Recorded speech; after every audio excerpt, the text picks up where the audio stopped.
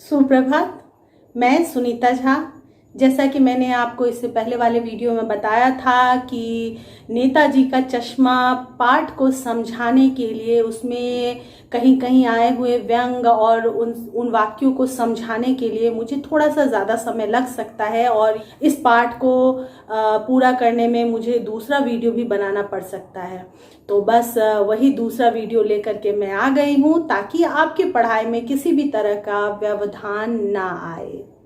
तो शुरू करते हैं आगे की पढ़ाई। तो बच्चों, हमने नेताजी का चश्मा पाठ के पहले वीडियो में देखा कि एक हालदार साहब हैं जो कि अपनी कंपनी के काम के सिलसिले में हर 15वें दिन कस्बे में जाते हैं। वो कस्बा बहुत बड़ा नहीं है, वहाँ सीमित संसाधन है और वहाँ के नगर पालिका के किसी उत्साही बोर्ड या प्रशासनिक अधिकारी ने कस्बे के मुख्य बाजार के मुख्य चौराहे पर नेताजी सुभाष चंद्र बोस की एक संगमरमर की प्रतिमा लगवाई है। प्रतिमा को लगाने में बहुत सारी तकलीफ़ों और बहुत सारे जद्दोजहद के बाद उन्हें कोई बहुत अच्छा मूर्तिकार अपने बजट में नहीं मिल पाया, तो उन्होंने अंत में उसी कस्बे के इकलौते हाई स्कूल के इकलौते ड्राइंग मास्टर से ये मूर्ति बनवाई जिनका कि नाम मोतीलाल था। मूर्ति बनी काफ़ी अच्छी थी। मूर्तिकार का यह प्रयास सफल माना गया था। साथ ही हमने देखा था कि मूर्ति में और किसी तरह की खामी तो बड़ी नहीं थी, बस एक गलती थी जो कि मूर्ति को देखते ही खटकती थी। वो गलती ये थी कि नेताजी की मूर्ति की आंखों पर उनका चश्मा नहीं था। चश्मा था तो, लेकिन वो संगमरमर का या पत्थर का बना हुआ ना था, बल्कि एक सामान्य चश्मा था जो कि हर बार जब भी हालदार साहब वहां जाते थे वो बदला हुआ रहता था। हालदार साहब इस रहस्य को समझ नहीं पा रहे थे और बहुत ज़्यादा उत्सुक हो रहे थे ये जानने के लिए कि आखिर नेताजी का चश्मा बनाया क्यों नहीं गया, और अगर नहीं बनाया गया तो उनके मूर्ति पर ये चश्मे लगाता कौन है, और लगाता भी है तो बार बार उसे बदलता कौन है। कई बार ऐसा ही देखने के बाद जब उनका कौतूहल दुर्दमनीय हो उठा, यानी दबाने लायक नहीं रहा, तो उन्होंने पान वाले से पूछा, अभी तक हमने यहाँ तक पढ़ा था, अब हम इसके आगे शुरू करेंगे। पान वाले के खुद के मुंह में पान ठुसा हुआ था। वह एक काला, मोटा और खुश मिजाज आदमी था। हालदार साहब का प्रश्न सुनकर वह आंखों ही आंखों में हंसा। तो जब हालदार साहब ने पान वाले से अपने प्रश्न पूछे तो वह उनकी तरफ देखकर आंखों ही आंखों में हंसा। कहने का मतलब उसके मुंह में पान ठुसा हुआ था, मुंह खोलकर तो वो हंस नहीं सकता था, तो उसके जो आंखें थी उसे देखकर ये महसूस हो रहा था कि वो हंस रहा है। और वो जब हंस रहा था, अपने मुंह उसके बंद थे, लेकिन आंखों की हंसी जो उसकी थी, उस हंसी के साथ ही उसकी तोंद, उसका बड़ा पेट जो था वो थिरकने लगा था, यानी हिलने लगा था। पीछे घूमकर उसने दुकान के नीचे पान थूका और अपनी लाल काली बत्तीसी दिखाकर बोला, कैप्टन चश्मे वाला करता है। और बत्तीसी दिखाने का मतलब तो आप लोग जानते हैं, हंसते हुए, दांत दिखाते हुए उसने कहा कि ये काम कैप्टन चश्मे वाला करता है। क्या करता है? हालदार साहब उसकी आधी अधूरी बात को समझ नहीं पाए और उन्होंने दोबारा प्रश्न कर दिया। चश्मा चेंज कर देता है, पान वाले ने समझाया। क्या मतलब? क्यों चेंज कर देता है? हालदार साहब अब भी नहीं समझ पाए कि चश्मा चेंज करने की जरूरत क्यों पड़ती है कैप्टन को। तब पान वाला बताता है, कोई गिराक आ गया समझो, गिराक से उसका मतलब है ग्राहक, यानी कि कस्टमर, उसको चौड़े चौखट चाहिए, यानी कि चौड़े फ्रेम वाला चश्मा चाहिए। तो कैप्टन किधर से लाएगा? मतलब किधर से लाएगा, कहां से लाएगा? तो उसको मूर्ति वाला दे दिया, उधर दूसरा बिठा दिया। मतलब अगर जब कोई ग्राहक आकर चौड़े फ्रेम वाला चश्मा मांगता है तो कैप्टन कहाँ से ला कर देगा? तो अगर मूर्ति पर लगा हुआ है तो उतार करके ग्राहक को दे दिया और दूसरा चश्मा ले जाकर मूर्ति पर फिर से लगा देता है। अब हालदार साहब को बात कुछ कुछ समझ में आई। वो समझने लगे कि आखिर बात क्या है, माजरा क्या है। एक चश्मे वाला है जिसका नाम कैप्टन है, उसे नेताजी की बगैर चश्मे वाली मूर्ति बुरी लगती है, उसे अच्छा नहीं लगता, उसे कुछ अखरता है, खटकता है, बल्कि आहत करती है। आहत मतलब तकलीफ देती है, यानी कि बुरी नहीं, सिर्फ बुरी नहीं लगती उसे, बल्कि वो चीज कि नेताजी के मूर्ति पर चश्मा नहीं लगा हुआ है, ये बात उसे आहत करती है, तकलीफ पहुंचाती है। मानो चश्मे के बगैर नेताजी को असुविधा हो रही हो, ऐसा मानो, मतलब मान लो ऐसा उसे महसूस होता होगा कि चश्मे के बगैर शायद नेताजी को तकलीफ हो रही होगी, क्योंकि नेताजी हमेशा चश्मा पहनते थे। तो जो चश्मा नहीं पहनता, हमेशा पहनता हो और कभी ना पहने तो उसे जो असुविधा होती होगी, उसे कैप्टन को भी ऐसा महसूस हो रहा था कि नेताजी को भी वैसी ही असुविधा होती होगी। इसलिए वो अपनी छोटी सी दुकान में उपलब्ध गिने चुने फ्रेमों में से एक नेताजी की मूर्ति पर फिट कर देते हैं।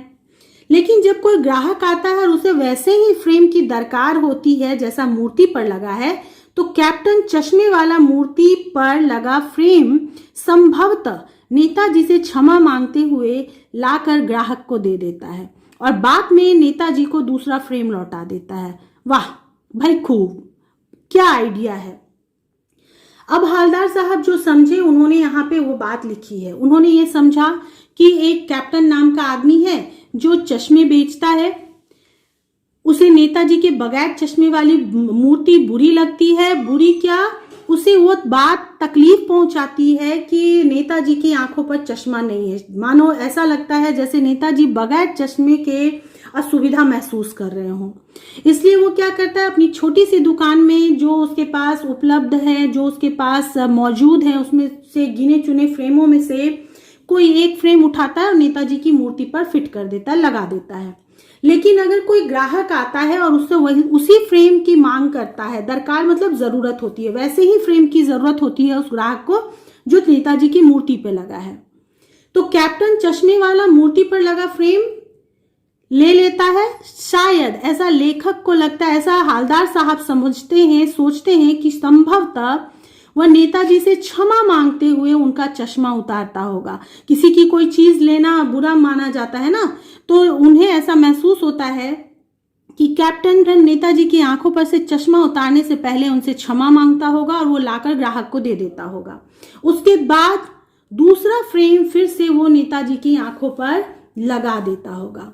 और इस बात को सोचकर वो तारीफ किए बगैर नहीं रह पाते कि वाह क्या आइडिया है इस कमी को दूर करने का। लेकिन भाई एक बात अभी भी समझ में नहीं आई। हवलदार साहब ने पान वाले से फिर पूछा, नेताजी का ओरिजिनल चश्मा कहाँ गया? मतलब जो उनके आंखों पे होना चाहिए था, जब पत्थर की मूर्ति है तो चश्मा भी पत्थर का होना चाहिए, तो वो मूर्ति उनका कहाँ चला गया? पान वाला दूसरा पान मुंह में ठूस चुका था। वो उतनी देर तक अपने मुंह को खाली नहीं रहने देता, तब तक दूसरा पान वो ले चुका होता है। दोपहर का समय था, दुकान पर भीड़ भाड़ अधिक नहीं थी। वह फिर आंखों ही आंखों में हंसा। उसकी तोंद थिरकी। कत्थे की डंडी फेंक, कत्था मतलब पान में डाला जाने वाला एक चीज होता है जिससे कि लाली आती है पान में, तो वही लगाने के लिए जो वो पान की डंडी इस्तेमाल कर रहा था, उस डंडी को वो फेंक देता है। पीछे मुड़कर उसने नीचे पीक थूकी। पीक मतलब थूक, जो पान खाने के बाद मुंह में जो लाल रंग का थूक आता है उसे पीक कहते हैं। तो वो पीक उसने बाहर को थूक दिया और मुस्कुराता हुआ बोला, मास्टर बनाना भूल गया। मास्टर कौन? मोतीलाल। पान वाले के लिए यह एक मजेदार बात थी। उसके लिए ये कोई बहुत बड़ी बात नहीं थी। उसे लग रहा था भूल गया, ये हंसने की बात है। लेकिन हवलदार साहब के लिए चकित और द्रवित करने वाली। क्यों चकित और द्रवित करने वाली बात थी?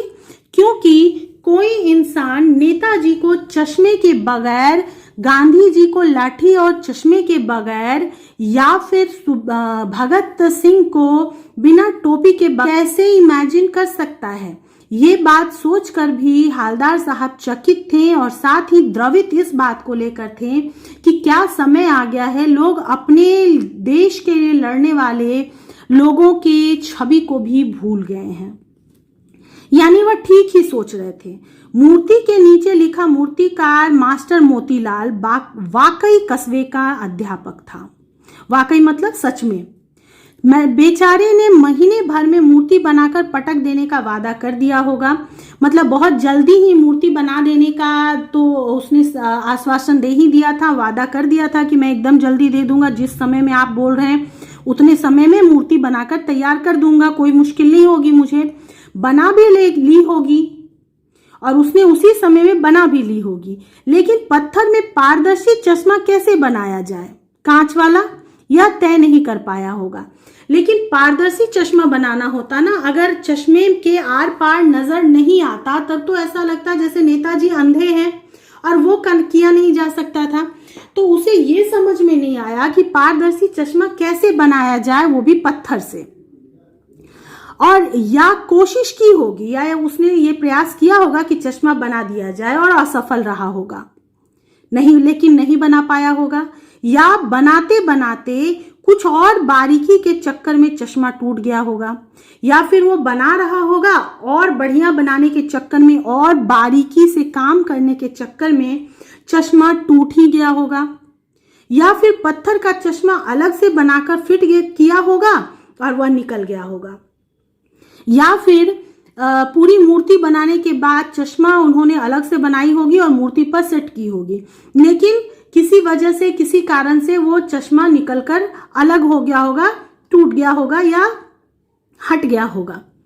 ये सब उन्होंने संभावनाएं व्यक्त की है, किसने, हालदार साहब ने, चश्मा ना होने की। और ये सब सोचते सोचते खुद ही वो परेशान होकर करते हैं, उफ। हालदार साहब को यह सब कुछ बड़ा विचित्र और कौतुक भरा लग रहा था। बहुत अजीब तो था ही साथ आश्चर्यजनक भी लग रहा था। इन्हीं ख्यालों में खोए खोए पान के पैसे चुकाकर चश्मे वाले की देशभक्ति के समक्ष नतमस्तक होते हुए वह जीप की तरफ चले। फिर रुके, पीछे मुड़े और पान वाले के पास जाकर पूछा, क्या कैप्टन चश्मे वाला नेताजी का साथी है या आजाद हिंद फौज का भूतपूर्व सिपाही? तो ये सब सोचते हुए जब वो जा रहे थे, साथ ही साथ उनके मन में कैप्टन के प्रति श्रद्धा भी उत्पन्न हो रही थी कि कैप्टन कितना महान इंसान है जो इस कमी को, नेताजी के मूर्ति के साथ हुए इस दुर्व्यवहार को, इस कमी को पूरी करने की कोशिश बार बार कर रहा है, जबकि उसके पास सीमित संसाधन है फिर भी।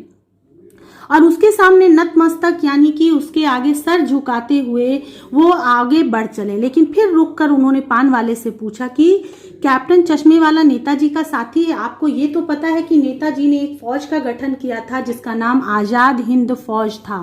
तो हालदार साहब को ऐसा लगने लगा कि क्या ये जो कैप्टन है वो नेताजी का ही कोई साथी है या उन्हीं की फौज का कोई सिपाही है, इसलिए लोग उसे कैप्टन कहकर पुकारते हैं और इसलिए उसके मन में नेताजी के प्रति इतनी श्रद्धा है।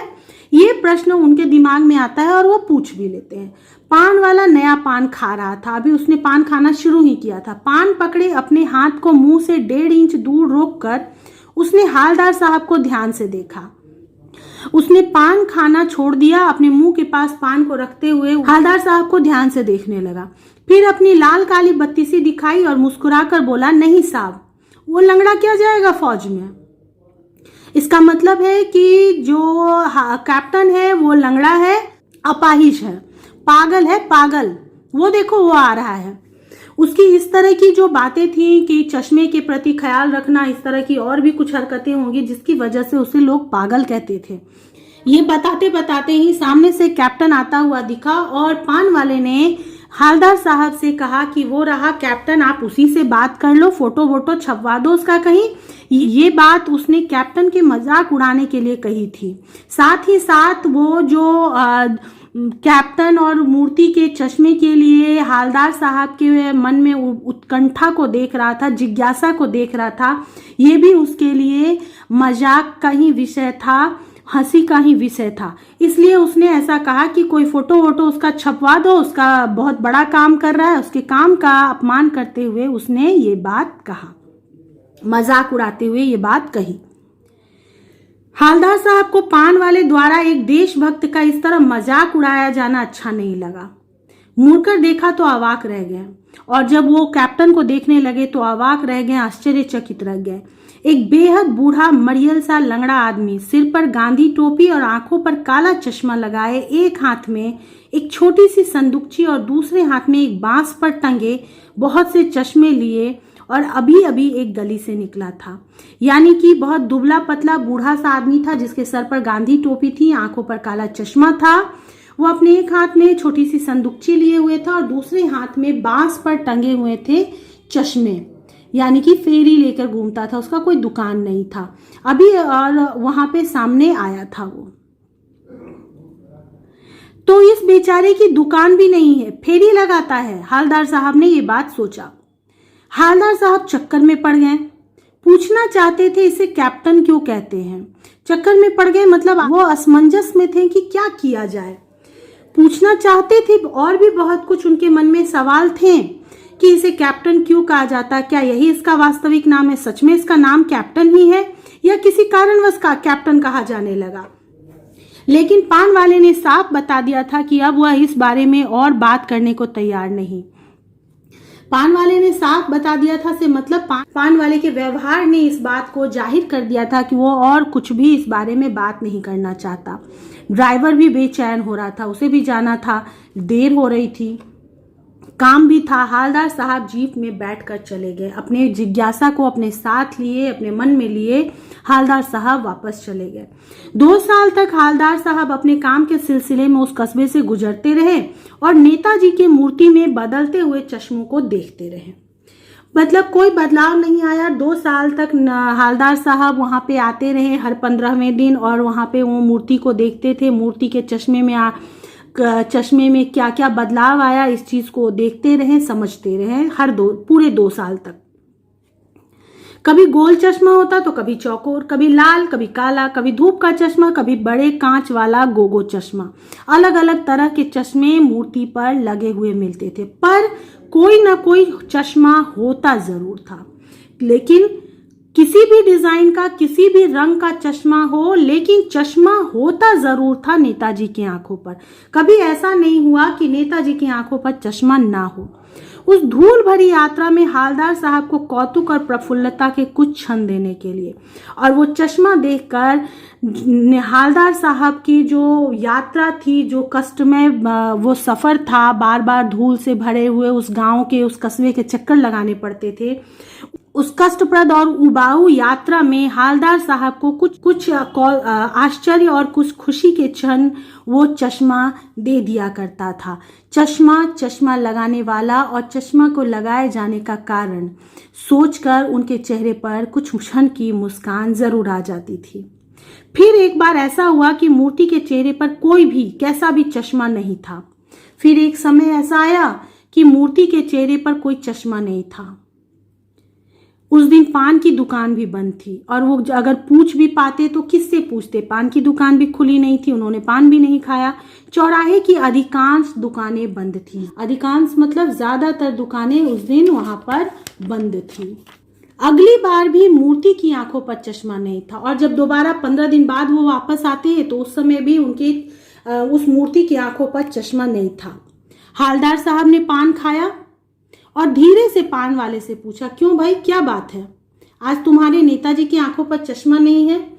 और लेकिन जब वो दोबारा वहां पे आते हैं तो उस समय मूर्ति की आंखों पर चश्मा तो नहीं था, लेकिन पान वाले का दुकान खुला था। तो उन्होंने उससे आखिर पूछ ही लिया कि नेताजी की आंखों पर चश्मा क्यों नहीं है, आखिर ये गया कहाँ? पान वाला उदास हो गया। उसने पीछे मुड़कर मुंह का पान नीचे थूका और सिर झुकाकर अपनी धोती के सिरे से आंखें पोंछता हुआ बोला, साहब कैप्टन मर गया। और इस प्रश्न को सुनकर पान वाला उदास हो गया। उसने अपने पान को थूका और अपनी धोती से अपनी आंखों को, अपने आंसू को पोंछता हुआ बोला कि कैप्टन तो मर चुका है, चश्मा कौन लगाएगा, कौन बदलेगा? और कुछ नहीं पूछ पाए हालदार साहब।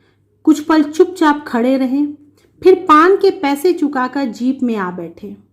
कैप्टन की मृत्यु की बात सुनकर हालदार साहब और कुछ नहीं पूछ पाए, चुपचाप खड़े रहे, फिर पान के पैसे दिए और वापस रवाना हो गए, वापस वहां से चल दिए।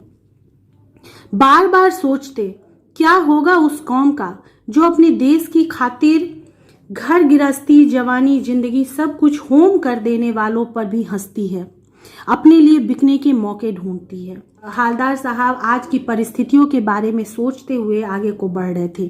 कौम का मतलब होता है देश। हालदार साहब सोच रहे हैं कि ऐसे देश का क्या भविष्य है, क्या ये उन्नत भविष्य है जहाँ के लोग यानी जहाँ के नागरिक जो हैं देश के लिए अपनी कुर्बानी देने वालों का मजाक उड़ाते हैं?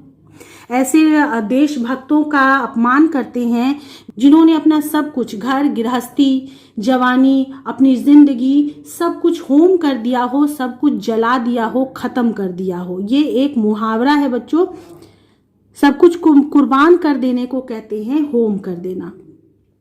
तो ऐसे लोगों पर जो अपना सब कुछ कुर्बान कर दे उस पर भी हंसती है, उसका मजाक उड़ाती है। ऐसे देश का क्या होगा आगे, कैसा भविष्य होगा।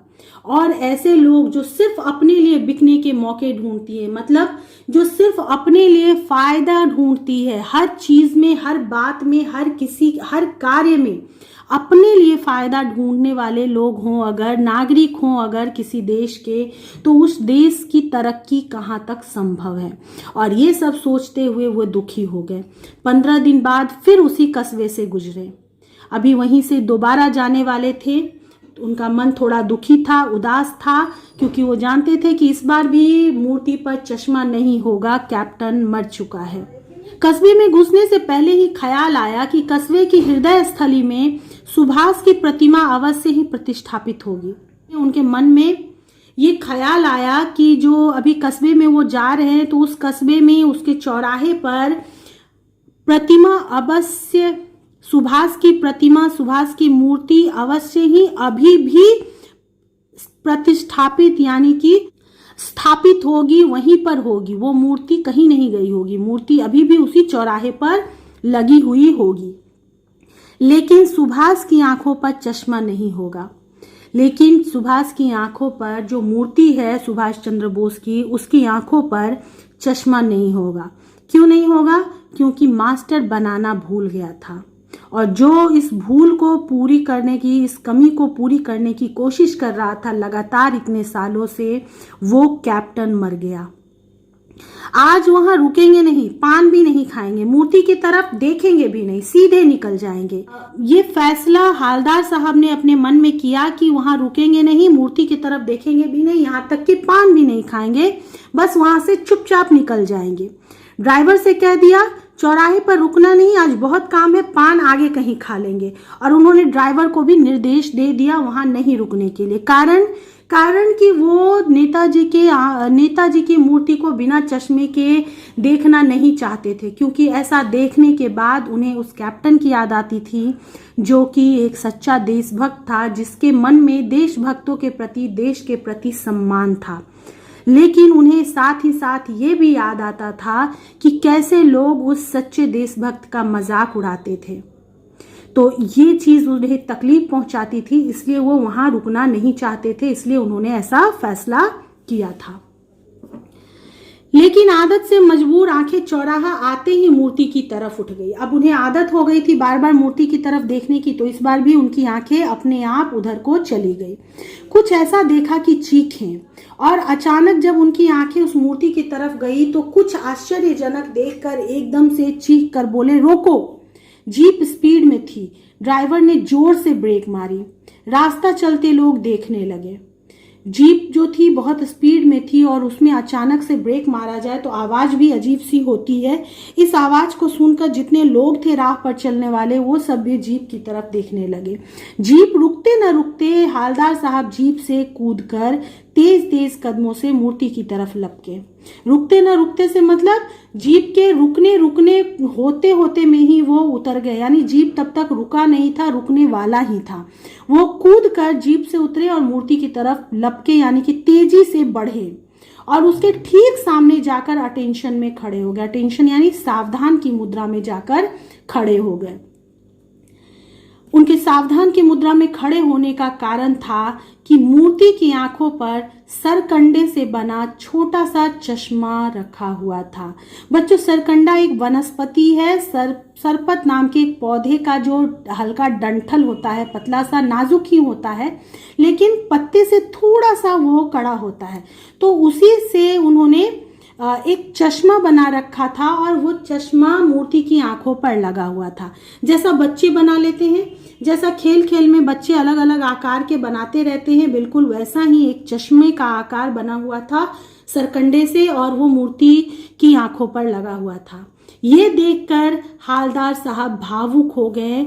और इतनी सी बात पर उनकी आंखें भर आई, और इस छोटी सी बात को देखकर उनकी आंखें भर आई। इतने ज़्यादा वो भावुक हो गए, इतने ज़्यादा इमोशनल हो गए कि उनकी आंखों में आंसू आ गया।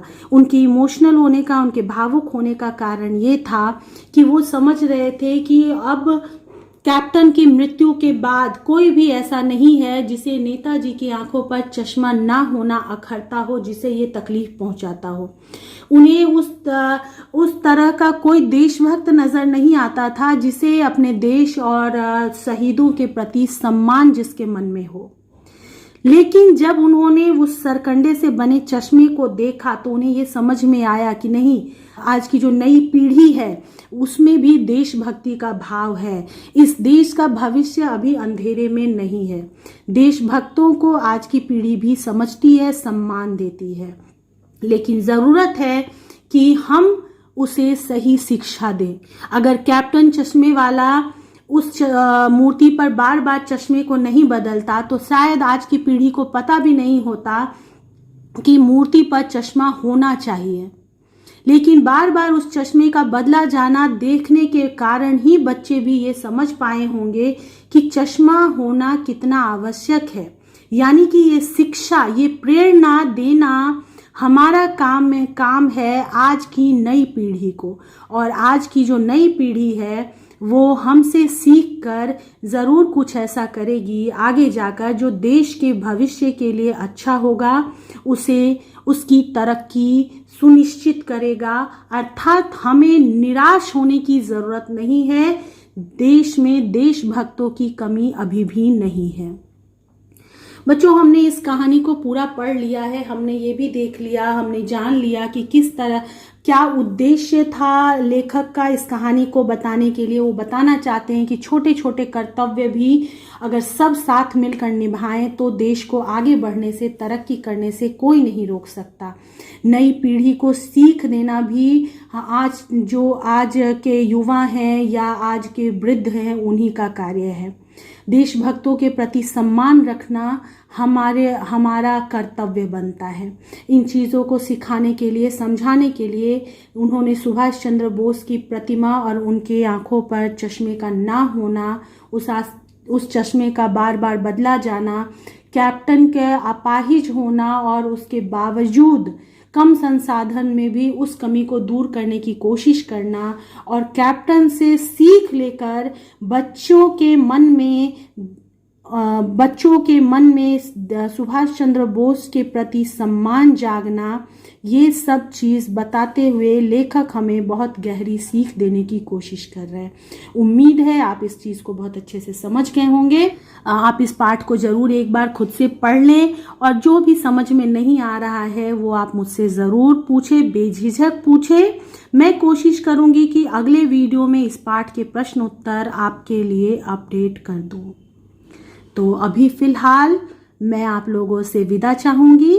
Bye bye. अपना ख्याल रखिएगा, अभ्यास करते रहिएगा।